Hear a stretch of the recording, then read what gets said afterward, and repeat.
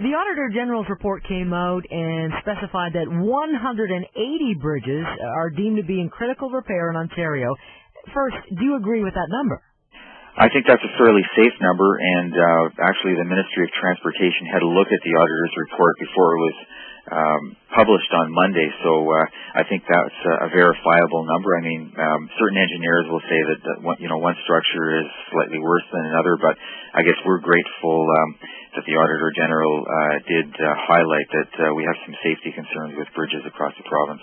And critical repair, what does that mean? Well, the province Ministry of Transportation, in fact, does have some inspection manuals. So this would be a point where there may be some issues with the steel girders, or there could be some concrete problems. And concrete, as you know, is typically has reinforced rebar in it. So certain bridges that are reaching 50 to 60 years in their life cycle, often because of our winter conditions and salt, that salt gets into cracks and there's freeze-thaw cycles. So when those, spalling, they call it, when concrete kind of starts to flake a little bit and it turns into major cracks, that's when chunks can fall. And if it's a bridge you're driving under, that can be, of course, very precarious if it falls just at the point where you're driving. Well, wouldn't most of the bridges in Ontario be in that shape, the critical repair, because most were built in the 1960s, and so they're old? There's a very large proportion of bridges that was built in the 1950s and 1960s, so you're correct. We are reaching a critical point. I think, however, just to put a cautionary note there, as long as the bridges have been properly maintained over the years, those bridges can last a lot longer. However, I think what the auditor pointed out is that there's been insufficient funding to maintain these bridges, and certainly we heard about so-called drive-by inspections where there were some inspectors that were looking at 10 bridges in a day, and that's virtually impossible.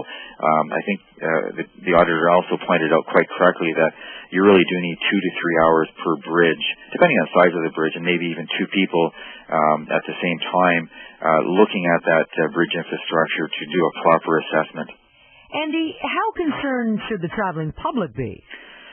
It is a concern, and as I said earlier, we're really glad that the auditor focused attention on this, because I think some action will be taken and maybe some priorities rejigged.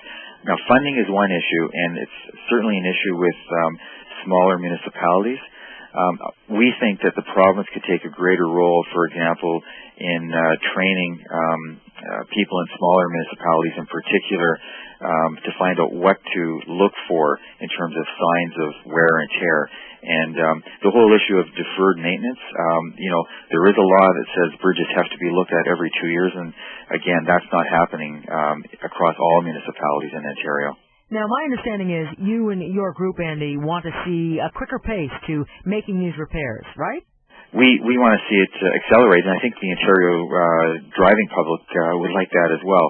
I mean, there's some various options, if you compare some highways to 407, which I take almost every day, maintenance on that, and that's, fairly new infrastructure, but the maintenance on that is at a slightly different level. So I think there's some alternative delivery methods where we could perhaps ask the private sector to get involved with long-term inspection and design where municipalities maybe can't do it. So that would entail, however, maybe the province stepping in and providing municipalities with some additional funding to do that, because they can't do it right now.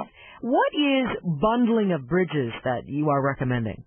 Yes, that's something that we heard about. The state of Missouri had about 800 bridges that they recognized also were quite old, and some of them in dire need of repair, and they knew that the traditional financing approach of kind of a cash flow that governments have wasn't going to work.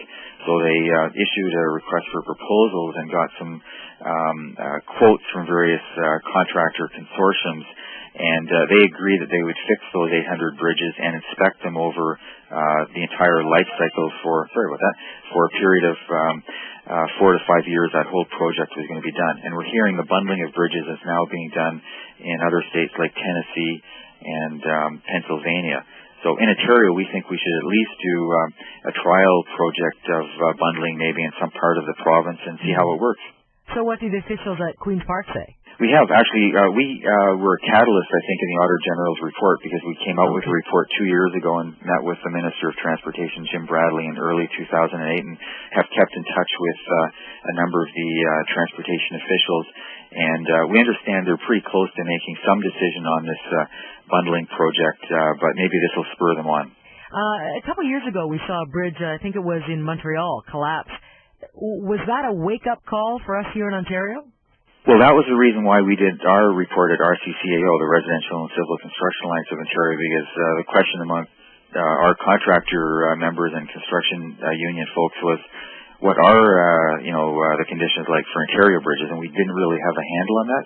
And part of that was because in the late 90s, the Ministry of Transportation downloaded responsibility for many bridges to municipalities. So before 1998, the province actually kept a very good database on the condition of all bridges in the province. We don't have that database anymore, so that means it's even more difficult to set priorities as to which bridges are in dire need of repair and which ones you might be able to defer for a couple of years. Do you know what area of Ontario has the worst bridges? That database we don't have, unfortunately, but I think that's another role for the province maybe to step in so we get up to speed again. What about the Gardner? What kind of shape is it in? I'm not an engineer, so I can't, I'm not qualified, but I can say in general that the City of Toronto, unlike the smaller municipalities I was referring to, does have a very rigorous maintenance program, and, most drivers in downtown Toronto will notice that there is kind of an ongoing maintenance and repair schedule there. You see them all the time, yeah. Yeah, exactly. Andy, where do you foresee in 2010, in terms of bridge repair, will that be a priority for the McGuinty government? I think it has to be. McGuinty government has been quite good in terms of recognizing that we have a lot of catch-up to do with infrastructure. This is one area where I think that we certainly need to put more focus on.